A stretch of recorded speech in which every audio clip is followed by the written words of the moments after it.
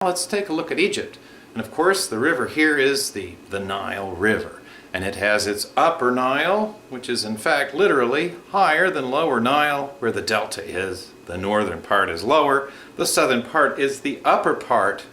And here again we see the mother goddess. This time it is Almighty Isis. Isis then is married to Osiris, we're told was the first pharaoh. And Osiris is tricked by the desert god of the southern upper Nile, Set. He's tricked seemingly quite easily to our minds in the 21st century, but those olden people shouldn't be judged by our standards. I think that would be rather ridiculous. And so Set offers Osiris the chance to try on his new box, which just happens to be the same size as Osiris. Set puts him in the box, which is really a coffin, and then eventually, after several dramatic scenes, chops up Osiris's body and spreads it across the Fertile Crescent from Lebanon to Egypt. So Isis then begins the task with the help of another local goddess in Canaan to reassemble her husband's body. And she can find all the bits except for, well, one very important part if you want to make a baby. But in her case, it didn't matter. And so she gives the virgin birth to Horus, the god of the delta of the north.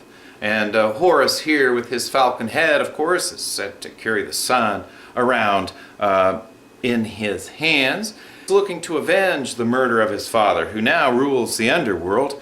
And so the gods all convene for a big conference. Who's going to lead them all now that Osiris is gone?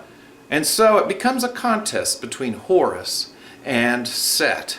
And so we can say daylight versus nighttime and death. The desert has always meant death in the Abrahamic traditions. And so the scene commences whereby one of the two of them will inseminate the other.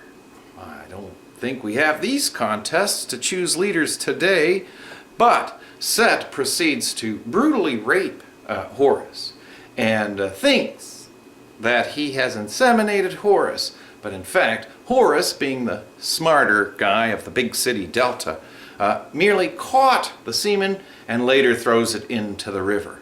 And so Horus, on the other hand, being the more clever of the two, sets his semen on the lettuce that Set likes so much. And then when the gods convene, Horus's semen yell, "We are here from the Nile River," and Set's yell, we are here," because he had eaten the delicious lettuce he craves, and thus Horus becomes king of the gods and the new pharaoh.